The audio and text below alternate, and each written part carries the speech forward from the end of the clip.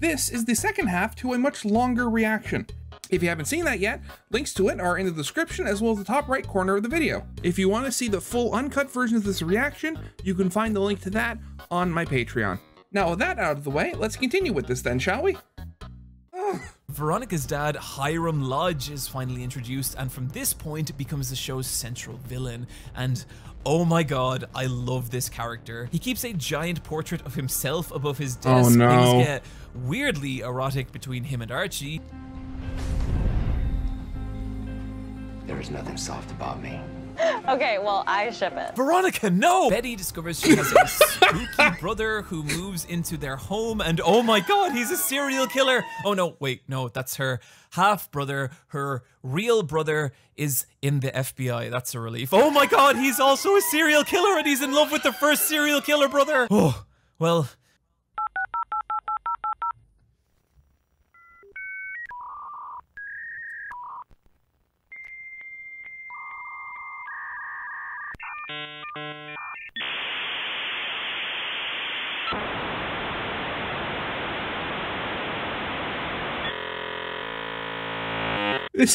All of this is legitimately starting to give me a headache. My brain is hurting. At least she's still got her dear old dad. Oh no! So if season 1 no, of he's Riverdale a serial is killer. High school drama. I was going to try to say earlier, like, how do they fit 9 serial killers in 4 seasons of a show? Usually that would be like, unless they had like several mini arcs or something like that. But no, they literally just throw them all on top of each other. I guess with the 2 of them, quite literally. What is this show? Season 2 starts to feel like a strange, feverish crime thriller. And when I started to look into because everybody's committing crimes. Shift in tone between seasons, what I found was pretty interesting. Here is every writer or writing team who worked on Riverdale season 1. Here are the writers who stayed on for season 2, and here are all the new writers that were brought on board for the second season. Having so many new writers was always going to change the tone of the show, but it may also explain Riverdale's increasingly erratic plot lines. Like, there's this episode where a mysterious illness begins causing simultaneous seizures in the women of Riverdale, and we spend the entire 42 minutes building to this big dramatic reveal that the town of Riverdale is infected with a deadly disease and will be put under quarantine, only for the next episode to start like this. It's been 5 weeks since we were cut off from the rest of the world. The quarantine's been lifted. An entire story arc just gone! With the seizures being explained away much later as a problem with the town's water supply. And as for why it only affects women, or why it happens simultaneously, that question is literally asked by one character and ignored by another. It's in instances like this that you can feel that same philosophy that resulted in the diner scene from season 1. Create big dramatic moments, fuck everything else. What? Okay, so this reminds me, oh god, what was it called? There was this comic series that DC did, I think it was DC, where they did a challenge where they had many different like writing teams for the comic, but they had no overarching story. They had the first one just write the story, and then they had a completely separate team write just a singular next issue that connected to the previous one, and this kind of went on for like an entire like, I don't know, comic season, whatever it's called. But yeah, so each one was made by a different group of people, and they had these weird things like, they had like dead celebrities from like the 40s coming back to life, and like genies, and it was so weird. Is this what happened with Riverdale? They had all these writers. Did they have like things where they had one team write an episode, and then with nothing else, they had a completely different team have to write another episode that was somehow connected with the previous one, and just And if it sounds like I'm criticizing Riverdale, I am actually not. See, I've seen this kind of storytelling somewhere before. During Where? the late 90s, wrestling's biggest star was Right. Stone Cold Steve Austin. He was angry, he drank beer, and he was great. And his biggest rival wasn't another wrestler, but Vince McMahon, the real-life owner of the company.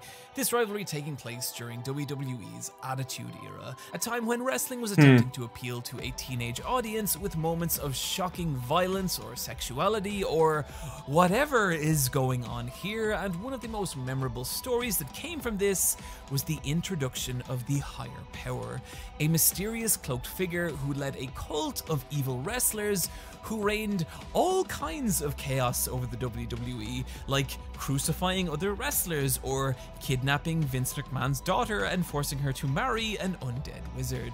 To the point that McMahon and Austin had to set aside their differences and face this mysterious new enemy together. And that's when, on June 7th, 1999, Vince McMahon would demand from backstage that the Higher Power finally reveal himself. I say the evil, demonic SOB show his face to the world now. Who could it be? Swear, It's me, Austin! Oh, son of a bitch! What? It's me, Austin! It was me all along, Austin! In a twist that made no sense to anyone except maybe himself, Vince McMahon was revealed as the Higher Power. His motives were nonsense, it didn't progress the storyline or his rivalry with Austin in any meaningful way. It was just this moment. But the thing is, people, including myself, remember this really fondly. I mean, I think I've seen that one clip or like that one face as a meme several times. But I swear, wrestling, what is... The Attitude Era was full of big, shocking moments like this, and that is a big part of why it is so fondly remembered by fans, despite the fact that the actual storylines and wrestling were frequently quite bad. And I do think there's something kind of... Oh, he just has a gun, okay. ...audacity that comes with narratives focused on creating insane moments like this that just aren't possible with more technically competent storytelling. It might not always competent, be good that's a or word for it. logical or even coherent, but goddamn, it can be entertaining. That is a lot of the appeal of Attitude Era wrestling, and that is also the appeal of Riverdale. And from this point on, good God, strap yourselves in, because nothing can prepare you for the sheer insanity that is Riverdale's third season. Riverdale is Attitude Era wrestling. Okay, that's a sentence I'm going to have to remember. Season 3 of Riverdale, or as I like to call it, Archie Goes to Prison, is one of the most bewildering, but I have to be honest here, wildly entertaining pieces of... Oh, is this where the cult comes in? The early storylines focused on Archie going to beautiful boy jail after being framed for murder, where the evil warden forces him to compete in an evil underground fight club. And this right here is the tamest storyline of the entire season. As back in Riverdale, a new girl has started at Riverdale High. Evelyn Evernever, whose father is the leader of a grassroots religious movement known as The Farm. At first, it seems harmless, but then slowly, the farm begins to wrap its tendrils around Riverdale High as more and more of its students begin dressing in white and subscribing to the farm's bizarre lifestyle. And where this story hits a ludicrous peak comes with the mid-season musical episode.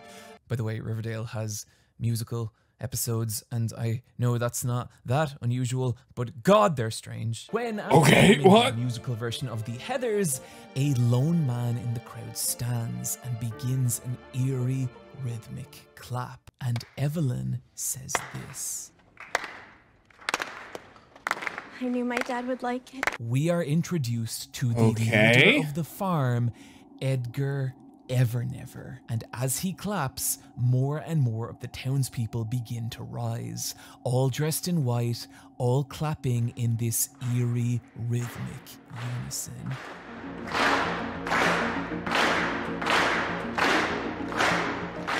It might be the Chaos Goblin in my brain, but I kind of love this moment. It's such an insane and fun way of revealing how much of this town has been taken over by this creepy fucking cult. And sure, it's schlocky and garbage, but this right here, this is gourmet garbage. And do you feel that? Do you feel us rising out of the mediocre valley? That's only going to continue as this storyline grows more and more ludicrous. As more and more people begin to join the farm, including Betty's mom, only for Betty to uncover that Evelyn is actually 26 years old. I just want to point out that multiple actors playing high schoolers in Riverdale were actually in their late 20s when this was shot, and that's well, that's really funny. Is actually Edgar's and here's the thing, something like this actually has happened in real life. And I'm talking about an older woman enrolling in a high school and pretending to be a teenager. It's very weird. Wife and has gone through high school multiple times in order to recruit teenagers to the farm. The farm now performing psychic surgery on its members to heal their emotional pain, but is actually, unbeknownst to its followers, secretly stealing their internal organs as part of a massive organ harvesting ring, but also to keep Evelyn alive, whose organs are constantly failing. The season ending with the entire cult just rapture bombing out of existence. What? And that's everything that happens in season 3 of Riverdale, the story of how a cult takes over the town. Oh, season 4? Oh yeah, wasn't Archie supposed to be in jail? Here. Did I say cult? I meant to say cults. See, while all this is happening, there is also a second cult simultaneously taking over the town, and the way this cult works... Hi, I just want to say that everything I'm about to say actually happens, and the show takes it very seriously, is through a haunted game of Dungeons and Dragons. Player manuals for a mysterious new tabletop game called Griffins and Gargoyles begins to appear around the town.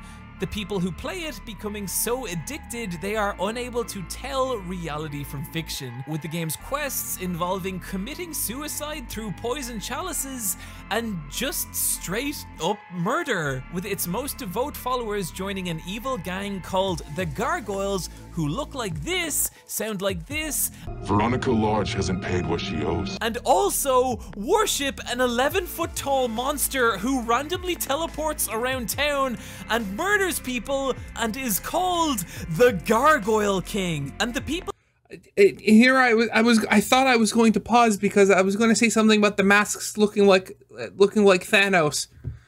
This whole thing. People of Riverdale are just like, okay, there's a Gargoyle King now. If there's no wedding reception, it means the Gargoyle King has won. I'm aware of how fucking insane all this sounds, but some of the car crash moments this story leads to are just, they are just so good. After Betty and her mom are attacked by the Gargoyle King, Betty is committed to the Sisters of Quiet Mercy Home for Wayward Youth, where the Gargoyle King and his followers won't be able to get at her. But then Betty goes to art class and, oh no, everyone's painting pictures of the Gargoyle King! Archie escapes from beautiful boy prison and him and Jughead take shelter in a small town, and oh no, this is an evil Gargoyle King town! I'm not even going to try and make sense of how this all plays out. The Gargoyle King is literally revealed to be 4 different people at various points in the story, one of whom was also kind of the Black Hood, and this is all simultaneously happening alongside Archie in prison and the farm storyline. And it's madness, but the peak of lunacy comes with how season 3 ends. So you had these 3 plots happening simultaneously, which was I'm genuinely asking, what was considered the A, B, and C plot here? What is this? For reasons that are far too complicated for me to explain, Archie and his friends get trapped in an anime-style game of death where they must play poisoned chalice Russian roulette and fight mutant bear men. I think that's what's going on here. I just want to note that this is a separate encounter from the regular bear attack. And after all that, we get to the end of the episode and everything's worked out. The Gargoyle King is defeated, the farm have rapture bombed from existence, and this happens. To the future.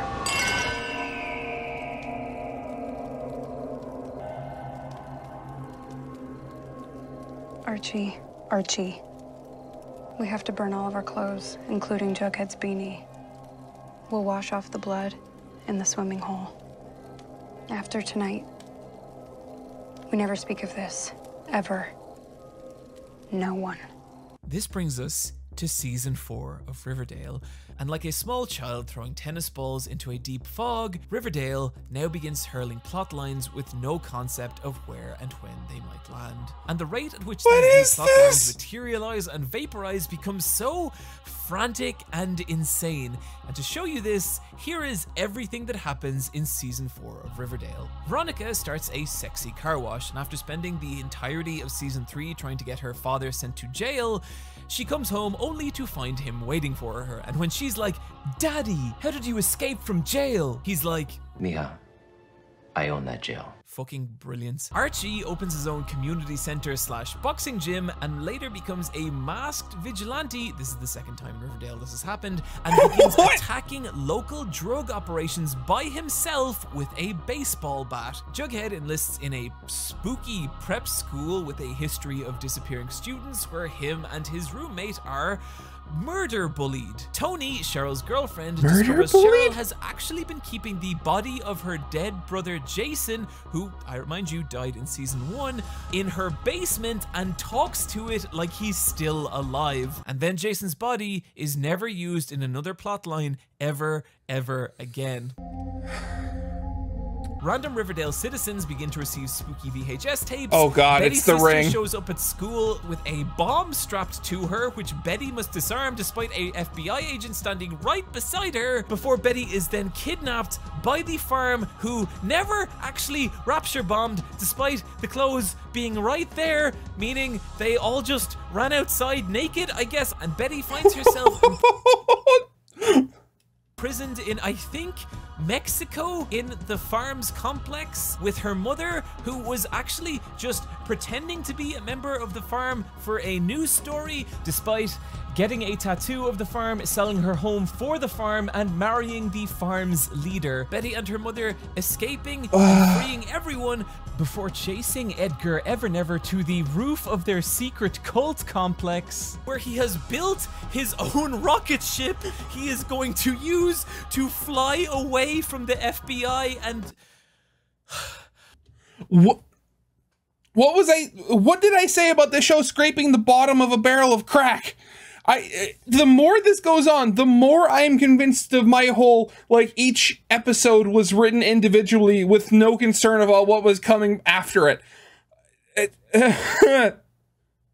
I feel like I'm on the verge of tears trying to figure this out. This show hurts my brain. I'm just okay. I'm sorry. It's just, look at this image. Look at how he's dressed. He's little belt buckle says Edgar. This is the moment I became convinced I was not laughing at Riverdale, but with it, I mean, look at this. Look at this image. Are you honestly telling me that a human being with a brain and a soul wrote this moment and was not aware of what they were doing? I mean, look at it! The more I go on for this, the more I'm convinced that this show may in fact have been written by AI. There are people who legitimately think Riverdale season 1 is good and everything after that is bad, and I'm sorry, but if you genuinely believe that little Archie Andrews getting stage fright while playing his guitar is more entertaining than the leader of an organ harvesting cult building his own space rocket to escape the FBI while dressed like this, then you are not fun at parties, and I don't want to hang out with you. That is everything that happens during Riverdale season 4. Oh. Wait. I'm sorry. I seem to have misread my notes again. Did I say season 4? I meant to say season 4, episode 3! Everything I just described, this all takes place in a single 42-minute episode! That is how fucking bananas this show now is, and unfortunately, it's here where the party kind of ends. I do feel bad criticizing season 4 as the show was hit by 2 major incidents that were out of its control. The first was COVID and the second was the tragic passing of Luke Perry, who played Fred Andrews, which had to have been a real blow to the cast and crew. He was great in this show and the tribute episode to him is really touching. And there are fun moments in season 4. The gang start to receive these creepy videotapes of people dressed as the comic book versions of themselves and murdering people. Cheryl is haunted by an evil doll before seemingly attempting to commit suicide by gassing herself, only for it to be a ploy to smoke out her evil mother who has been living inside her walls. And remember that bit where the school teacher jumped out the window? Well, it sure would be silly if that happened a second time. But unfortunately, season 4 were they jumping out of windows? Writing sins really start to catch up with it.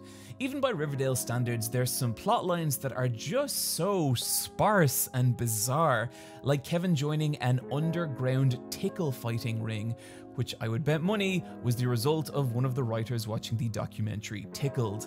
But the real problem comes from the central mystery. Remember that beautiful, insane moment at the end of season 3 that I personally think makes it look like the gang ate Jughead? Well, we spend the vast majority of season 4 working our way back to this point, constantly getting these little flash forwards like Archie, Veronica, and Betty getting arrested, or Jughead's dead body in a morgue. He's definitely dead, right?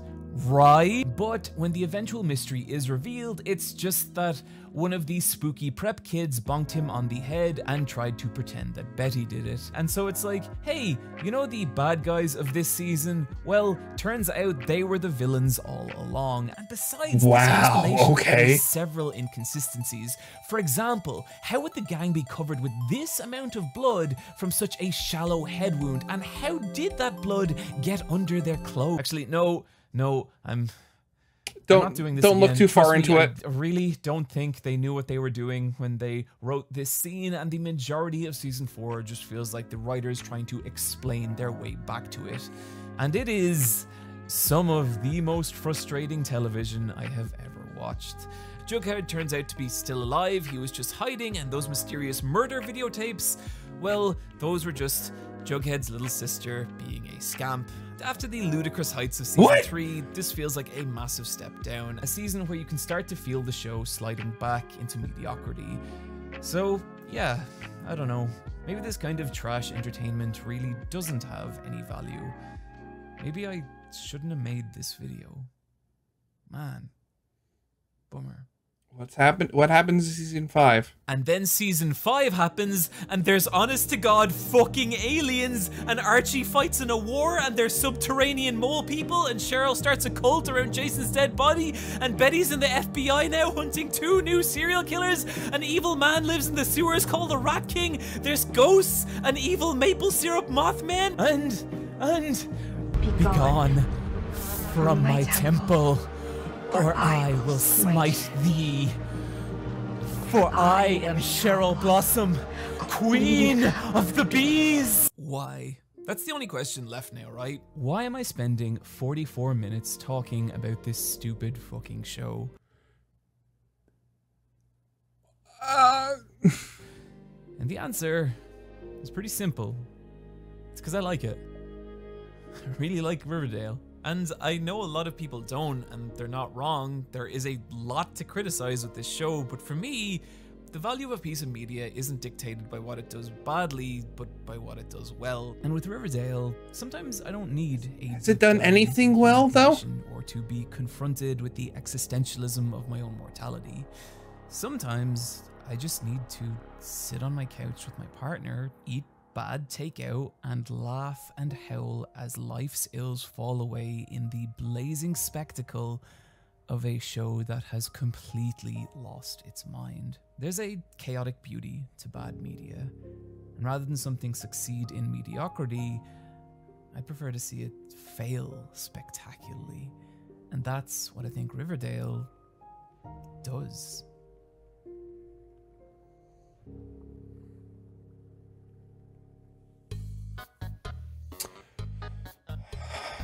Oh, God. I feel like I'm going to be using that joke where I just zoom in close to my face. You know, thinking forward to when I'm going to have to edit this, I feel like I'm going to be using that joke of me just sitting there with the view zoomed in on my face with the sound of like dial-up internet in the background a lot. Just trying to figure this out. Man, that's a lot of Andrews. I legitimately don't know what to say. I mean, I've already said the show felt like they were scraping the bottom of a barrel filled with crack, and that the episodes felt like they were each written sequentially instead of over a full arc. I mean, but... And when I looked up, the show has been on, it has 7 seasons. Is it still on? Or is that just sort of a thing going on where they were miscalculating or categorizing things as seasons?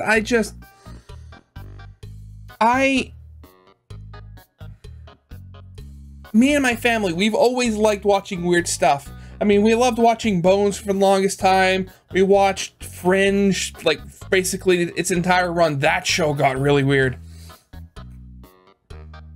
But this is nonsensical. It went from a sort of run-of-the-mill, lower-quality high school type show to all of that, where it felt like not even every season, every episode was just a random grab bag of ideas that they went and connected with like a word jumble or something. I was planning on doing another reaction immediately after this, but I think I may have to take a bit of a break just to recenter myself again. Because just this whole thing, I am so confused. Yeah, so that'll be it for now. So originals linked in the description. If you haven't seen it yet for some reason, genuinely watch the original video by Supereyepatchwolf so you can get it without me being just absolutely flabbergasted in the corner. Corner tab will be linking to my Let's Play of the day. And with all that out of the way, I hope you guys liked. If you did, leave a like, subscribe if you have not, and I'll see you guys next time. Goodbye.